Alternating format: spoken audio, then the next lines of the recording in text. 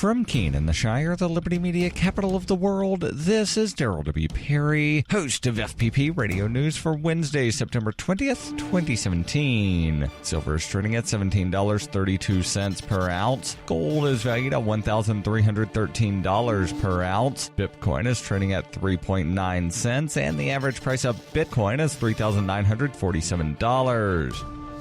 Antiwar.com reports with Defense Secretary James Mattis reiterating that the U.S. goal is diplomacy with North Korea. The effort appears to be heading as far away from diplomacy as humanly possible. Indeed, Mattis confirmed recent discussions with his South Korean counterpart centered on the possibility of the U.S. using tactical nukes against North Korea. Mattis said it was important for the sake of open dialogue with allies to discuss issues like unleashing tactical nuclear weapons on their neighbors to the north. He did not elaborate on the U.S. position, though South Korea's President Moon has ruled out hosting U.S. nuclear arms. The issue appears to be divisive in South Korea, with Defense Minister Song Young-moo advocating such a move, and suggestions are that he was the one that brought up the issue with Mattis in the first place. The U.S. held nuclear arms in South Korea through 1991, withdrawing them at the end of the Cold War. Strategic Command Chief General John Hyten rejected the idea of even calling the weapons tactical, though that designation refers to them being smaller than strategic U.S. nukes. He insisted that there was not a chance the U.S. would bring a nuclear weapon into battle for tactical effect, but only as a strategic retaliation, which isn't the official U.S. position at all. Indeed, U.S. officials have regularly spurned no first strike proposals and have held out the possibility of preemptively nuking other nations. Advocates have argued ruling out such attacks would be seen as a sign of weakness and hurt U.S. flexibility in starting nuclear wars.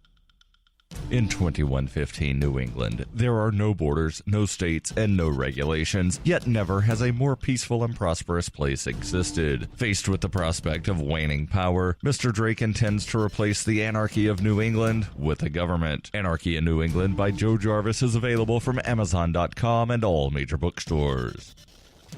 UPI reports drugstore chain Walgreens received approval from U.S. regulators to purchase nearly 2,000 Rite Aid stores. The $4.375 billion deal will give Walgreens control of 1,932 Rite Aid stores across the United States. Walgreens originally attempted to buy the entire Rite Aid company, but U.S. antitrust regulators frowned on the deal, causing the drugstore giant to eventually abandon its plan and settle for 254 fewer stores. The company said the Rite Aid stores that are being acquired are primarily in the Northeast and Southern United States and will eventually be rebranded as Walgreens. Walgreens CEO Stefano Pessina said in a press release, combining Walgreens' retail pharmacy network with a strong portfolio of Rite Aid locations is expected to help us achieve enhanced, sustainable growth while enabling us to broaden our reach and provide greater access to convenient, affordable care in more local neighborhoods across the United States.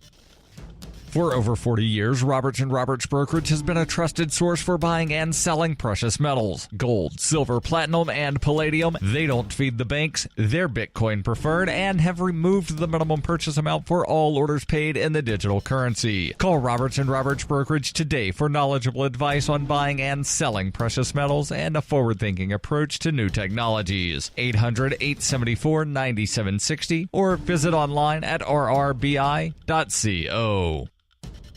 Reuters reports Attorney General Jeff Sessions stepped up to the Trump administration's critique of so-called sanctuary cities on Tuesday, saying local and state policies to limit cooperation with immigration enforcement are a criminal's best friend. The remarks by Sessions at a gathering of law enforcement authorities in Portland, Oregon, came days after repudiation of his stance against the sanctuary movement and separate actions by a federal judge in Chicago and the California legislature. The judge in Chicago on Friday barred the DOJ from withholding public safety grants to cities unless they allow U.S. immigration authorities unlimited access to local jails and provide 48 hours notice before releasing individuals sought for deportation. On Saturday, lawmakers in California voted to make California a sanctuary state, approving a bill barring local governments from forcing undocumented immigrants to spend extra time in jail just to allow immigration agents to take them into custody. But under a compromise negotiated with Governor Jerry Brown, the bill allows local police to notify the federal government if they have arrested an undocumented